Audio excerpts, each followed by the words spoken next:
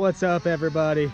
I know it's been a long time since we've posted anything or made any videos. For those that are new to the channel and do not know, I'm a professional snowboarder in the wintertime, so what I do is I travel around, pretty much travel the whole country and snowboard and ride and film with Gilson snowboards.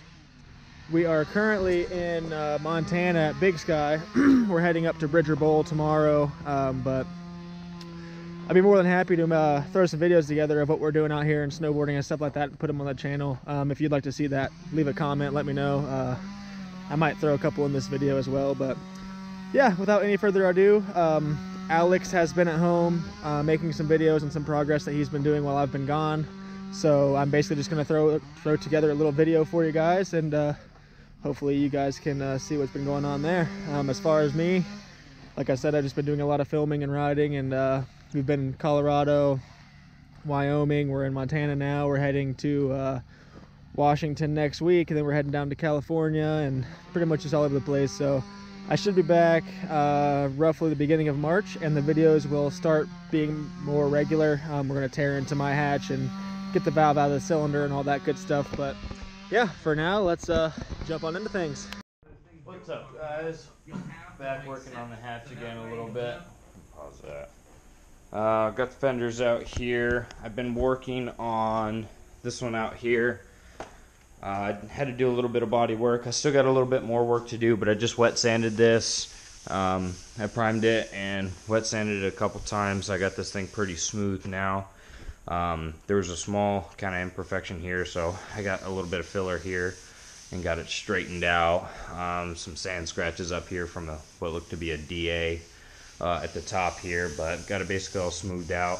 Now, unfortunately, when this thing was shipped out here, it got cracked a little bit at the top right here, so I'm gonna have to kind of gouge this out and support this and do some fiberglass work on the back, and then I'll have to use some filler and kind of smooth that out as well, and kind of fill this in a little bit and kind of smooth it out a bit. Have added a little bit of filler right here. This is just imperfections from the fiberglass. I'm not too worried about it, but I want to get this nice and straight. So I got to put a little bit more filler in here. I'm just going to kind of square this up. It's not really structural, but I'm going to have a couple bolts in here, kind of holding this on with some rubber grommets. That way there's not so much force on this thing. But it's looking real nice now, straight. For 500 bucks, I cannot complain at all. And the door gap looks pretty good too. And this thing's, like I said, not even mounted on here yet. There's also another little crack down here at the bottom. So I want to get some, again, do some fiberglass work on the inside of here, sand this down, and then get some filler on that. But it's getting there. It definitely looks a whole lot better just in primer rather over the white. The bumper is probably going to be the most amount of work. But yeah, I'm stoked. This thing looks pretty good. So I'm going to continue working on this fender a little bit. I got a little bit more to sand right there. I feel something right there, but it's getting there. Made a little bit of progress on the Civic. So there we go. You can check it out. So I kind of got the front end a little bit mocked up. I finally got a bolt in these fenders. I've wet sanded both fenders. They're pretty straight. I fixed this one up in the edge here. I got that looking real nice. There's just little tiny pits and stuff here and there, but that's not too big of a deal. I'm not concerned about that. That'll all be fixed when the car goes to paint and the majority of the body work gets done. I do need to fix this fender. This is from shipping, so I need a fiberglass behind there, kind of gouge that out, and then put some filler over there, and hopefully make that nice and strong again. But I got a bolt in the front of each one of these fenders, so at least they're somewhat solid. Kind of have everything held together with some vice grips, just real loose and stuff. But yeah, so I got the bumper kind of mocked up about where I want it. Got one bolt in that, and then the big thing, I finally got a weight plate mocked up. So I just got that done and taken care of. Looks like my little bar is falling off. So I think it came out pretty good. I'm probably going to trim this back a little bit further, maybe take an inch and a half off. I'm gonna have a much bigger tire on here, so we need a little bit more room. And then I got my traction bar, so that's pretty legit. That was allowed me to basically mock up a weight plate for this thing. So the original goal was, let's see if I can get you all up in here. Yeah, so the original goal was to try to have the weight plate sit atop of the bumper and then kind of help hold it down and secure it. But the way the fiberglass is on this, there's a really big like gap here, and it'd be real tough to try to force the fiberglass down that far with the big sheet of metal on top of that, with, you know, being 3/8 thick as well. It sits much higher than the traction bar itself. So the new plan is to run it underneath of the bumper and follow the contour of the edge of it here, because I'm going to probably end up using 3/8 steel.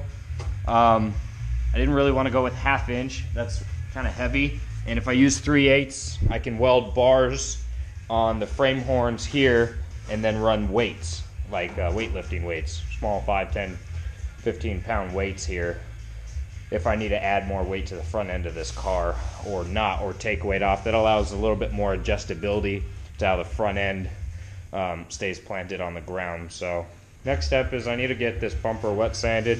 This bumper's needs quite a bit of love in order to straighten it out, but that's no big deal. It's just a fiberglass mold. Yeah, so I'm going to take this weight plate down, just mock up of the weight plate, and then I'm going to chop it down a little bit more. And then I found a metal yard here that will be able to cut out the exact steel that I need. So I should just be able to take the template, and then they are going to chop it out, and I'll get that done. From there, I'll be able to grind all the paint off the weight bar or the traction bar and then weld it to that. From there, I can really mount the bumper. I was thinking about using some Zeus clips or something underneath of here, maybe 2 or 3 of them. I really want the bumper to be easy to come on and off if I'm messing with stuff. So that's kind of a key there. And as you can see, that lip in here, I might end up trimming most of that back, because I do have to fit the intercooler back here somehow. Speaking of the intercooler, got a big surprise with that. So finally got a hold of Sheepy, put it all together, because the other one was dented, right? The other one was dented by FedEx. Beautiful piece of artwork, trash. Seen that in another video. So I got a new one, and there it is. So instead of another 1,000 horsepower intercooler, Alex was kind enough to send me a 1,200 horsepower intercooler. So still pretty much the same thing, 3-inch dual back door, but it's got a 4.5-inch core on it, and this thing's perfect. Not a single blemish on it. So I'm pretty stoked about that, but it is giant. So I got to fit this monstrosity behind the bumper. So now the problems that I'm really running into is how low the turbo sits, because the engine's rocked so far forward because it's an H2B standing straight up.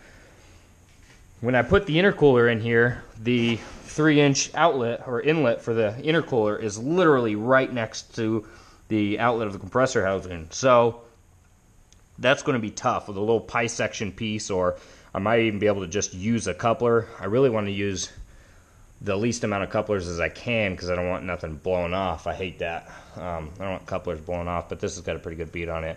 I don't even know if I'm going to use this turbo. Another goal kind of that I was throwing around, the idea was to get another 3-inch or a T3 flange, or if I get a different turbo, because this turbo I just don't think it's going to make the power that I want it to.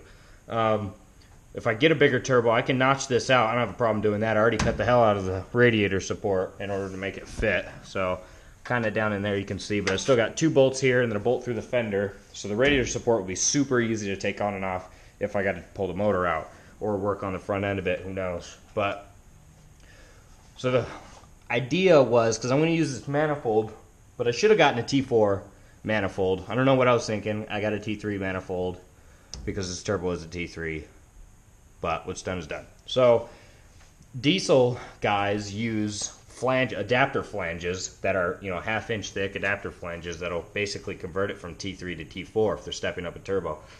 So that'd be just fine, but what it's also going to do is it's going to step the turbo up another 1/2 inch taller, which is great because I really need this thing up as far as I can get it because of the clearance issues that I have. I already can't run my innovative alternator bracket, the alternator hits the manifold, and then obviously that thing's bulky. So I'm going to try to go with, there's a guy on the H2B forums, his name's Gordon. He's with ESP Tuning, I think. And he's got brackets, or QSD, they got brackets as well to use a D-series alternator. He uses factory D-series brackets. So again, this is for 1 inch over as well because the balancer shaft's been deleted. But they have brackets, and then I might be able to get away with using a D-series alternator right there. But it's just real tight with, because I got to stuff everything all right there in the front of the car, and then everything else is completely open in the engine bay. So this is really going to be the challenge, is to try to figure out how I'm going to get an alternator there, how I'm going to get the turbo to sit, how I'm going to get the turbo to connect to the intercooler, and still keep the turbo, or still keep the intercooler somewhat in the middle of the weight plate here. But I think that challenge is for another day. Once I get the weight plate done and made in steel, then I can mount the intercooler and then start figuring out, you know, what alternator brackets are going to do, or what I'm going to need. I really don't want to go to a 16 volt setup. I would really like to use an alternator, but worst case, if I can't fit an alternator, I'll probably just end up running a 16 volt system. So I don't have a wiring harness yet or nothing like that, so, which is all fine, so I can have all that done to use a 16 volt setup if that's the route I decide to go with. But and then obviously with the headlight in here too, I'm probably going to run a duct in this one. That way I can get some air into the turbo and run a headlight over here. But the other side's going to be real nice. The other side comes out right here, and it's going to be super clean to be able to get my intercooler piping. I do have my radiator. I need to get that back. It's from a guy, the owner of the car, that's sitting outside. He was able to weld up the inlet or both inlets of the radiator, and then my thermostat housing, and convert them all to -16 AN lines. So I'll be able to get the radiator mounted, but everything really relies off of this weight plate. Once I have the weight plate done and it welded completely to this traction bar, then I have a solid surface to start off of. I can know exactly where my bumper is going to be, so I know exactly where to cut my bumper out, so I can fit the intercooler, mount the intercooler, and then I can mount the radiator. And then, yeah, it's tough. And the reason I haven't been able to mount the fenders, because I need a hood, and and a hood I need absolutely last. You would think, right, to build a car, but the hood, a carbon fiber hood, obviously is going to have the different. It's not going to sit like a OEM hood. So I need to set my, my hood to fender gaps accordingly. So that's kind of been a challenge, but step in the right direction, and then I'm gonna just keep picking away at it. What's going on, guys? Another day of working. Just out here in the garage. Got that fresh bourbon. Alright, show you guys what's going on. So, got the benzo out here. Got one side taken apart. Cleaned it up. Got the spindle all cleaned up. Just threw a coat of black over the dust plate right here. Got it all cleaned up, some brake cleaner. There's some of the old stuff in the hardware. I got the hub over here, just a fresh coat of black on that. So, show you what's going on the other side. So the other side I'm about to take apart now. It's what 30 years of crud looks like. Yeah, pretty nasty. So got it all taken apart, and got all the fresh stuff over here. Got the new rotors, bearings, calipers, brake fluid. I got the new bearings for the hub chilling in my freezer. These babies are nice and cold. They'll be ready to drop right in. So I'm gonna get back to it, pull this other side apart, get all the brake dust off of it, paint it just like the other side, get it all freshened up, and come back to you when I'm reassembling. Alright, got this side back together, got all the bearings packed. There's an inside bearing and then an outer bearing as well. This thing is nice and tight. You still want a little bit of play in this thing. I think it's like 1/1000th of a millimeter. So I tighten it down until this thing's just barely clicking back and forth. Got the new OEM dust cover on here. About to close it up. Got that torqued down to spec. So about to get in here and see if I can do this. Got this on here. clean up my mess. And there we go, brand new dust cover on there. Now I still need to get the calipers on, and I got new brake lines as well, but I need to give the calipers a coat of some paint real quick. I just don't want them rusting up and stuff. But yeah, got this side back together. I mean, this thing is like super tight. This thing's gonna ride so nice. I also got a Mighty back as well. That's gonna help me bleed the brakes on this thing, which is gonna be super nice. But here's the engine bay, the old diesel. So this thing is leaking. Let's see if we can get it. There's a thermostat housing right here. This is a sensor on it, and we got some wires that we got to deal with. But thermostat housing right here. Somebody put a galvanized nut. I don't know if you can see it too much, but down in there where the bleeder screw is for the thermostat, somebody put a galvanized nut in between there, thinking that is a gasket, which it is clearly not. So it is leaking coolant from there. But rather than just fixing the thermostat, putting a new thermostat in it, I'm going to change the thermostat housing, put a new thermostat housing on it, probably get a new one of these sensors, whatever this wire goes to, that is broken. Get that replaced with some, change the wires, because these things are pretty rough. I'm going to change the upper radiator hose, the lower radiator hose. I'm going to change the radiator itself. Going to swap out the water pump, so the entire cooling system in this thing will be brand new.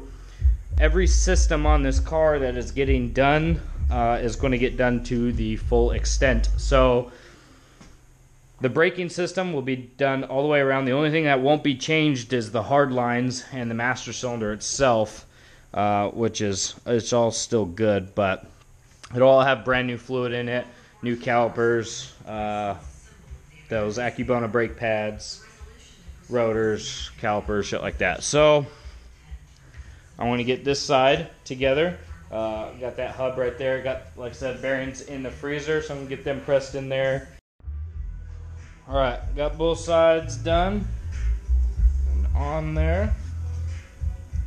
Brand new, nice and tight. Now I got the calipers over here, just giving them a little coat of some silver, nothing too special, but a little bit of niceness. And then I'll be able to use these Acubona brake pads. I'll be able to install those, make sure, I already made sure that, see the rears, here are the front. Now, these things are pretty neat. I've heard nothing but good things about them.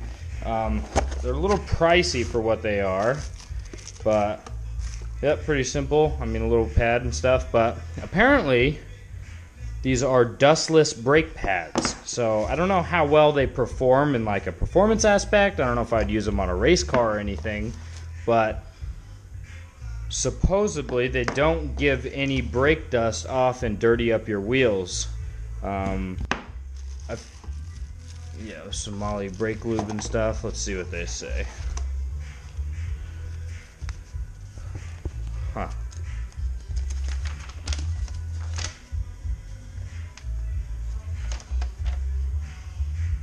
Limited warranty, yada yada yada. Reservations. Garbage. Alright, whatever. But yeah, so these I've seen cars that run these brake pads, and they do perform alright, but I don't know how well they do when it comes to like a lot of heat, you know, a lot of braking, you know, a lot of, you know, doing 140 mile an hour and then slamming on the brakes and stuff. And I know that does a lot of heat transfer, and then you get brake fade and stuff. But for what we're trying to do with this thing, it is not fast, nor does it make any power. All it does is roll all the coal, and it's got a little tiny turbo. So I do plan on changing this turbo and putting something more our style on it, and then making it roll all the coal. But we're going to run these wheels once I get to the back end of this thing and do these rear wheel bearings and stuff. I'll be able to find out what wheel this is. There's got to be an OEM Mercedes part number on there somewhere, and then I'll be able to source 3 more rims from there. So the rear end, as far as the rear goes, I have calipers for the rear. I have the inside drum shoes that go in there for the emergency brakes. I believe those are steel, which is kind of strange, but it's just a parking brake pretty much. Let's see what else. Oh yeah, I'm doing CV axles on it as well. I think we're going to rebuild the CV axles and put new boots on them, get all the old grease out, put new grease in it, and then put brand new boots on and then reassemble the axles. So that ought to be fun. I'm also going to change the rear diff fluid with some benzo fluid, but all we have left is just these rear bearings. But this thing is going to stop real nice now. It's should ride a whole lot nicer too now that the wheel bearings are nice and tight. And then as far as like this whole strut and everything goes, not too concerned about trying to change it since we're trying to do air suspension on it. Now, I don't know a whole lot about the air suspension on these things. Just, I don't know if it changes just the shock or if you keep the shock and it changes where the spring goes. I think it goes where the bag goes where the spring goes.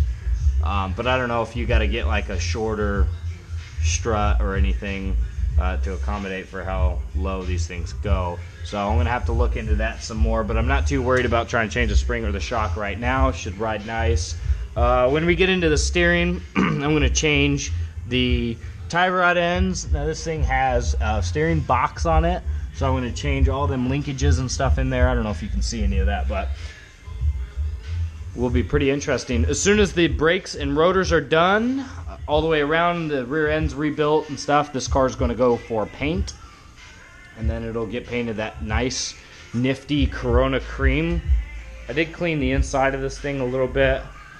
Clean the carpet out, stuff. It's getting a little dirty. But yeah, it's kind of neat. It's a retro little car. It needs a few things here and there, but I think it'll be a really cool car, and the color is going to contrast quite well with this thing. So I think it would be pretty neat to cruise around to the nice steak joints and valet it and see what everybody thinks. But also sourcing a new hood. Not even going to worry about this junker. Just going to get rid of it and get a new one. But yeah, this thing runs super good. So curious to see how it'll turn out. All right, just finishing up on the front end of this car. Got both sides done, got the calipers on them, brake lines on them. I still got to bleed it, but everything is brand new. I think it came out pretty nice. I hate that coating that's on the rotors, but it'll all come off. I have some new brake lines, calipers, with the ABS sensor back on, got them brake pads on, and fresh and good to go. I also changed the oil as well. I need to go pick up some more Rotella T6, but the oil filter is actually in that little housing back there, and that center bolt is a giant bolt. It's like 14 inches long. It's pretty crazy, but there's this little like canister thing sitting in here. Yeah, that's the old one. It's really tall too, kind of interesting. But yep, I'm gonna get a little bit more oil, top that off, and get the back end of this thing jacked up and start working on the rear. And then once I do the rear and get everything good to go, I'll bleed the brakes, all four corners. Alright guys, sorry it was kind of a long, boring video. Just basically catching you guys up on what's been going on. It's been a while since we posted, so going in depth with everything that we're doing is important, I think. I only used about half the footage. I'll make another video shortly of Alex tearing into the rear end of the Mercedes, but I hope you enjoyed what was going on so far. Like I said before, if you guys want to see some snowboarding and stuff like that and more of what we're doing here on tour, leave a comment, let me know. I'd be more than happy to put it in there. I'll probably post a couple clips at the end of this video for you guys to watch. I'll also include my Instagram account right here. So if you guys want to go ahead and follow that, you're more than welcome, and you can follow us along on all of our shenanigans out here on tour. But until next time, thanks for watching. Dropping.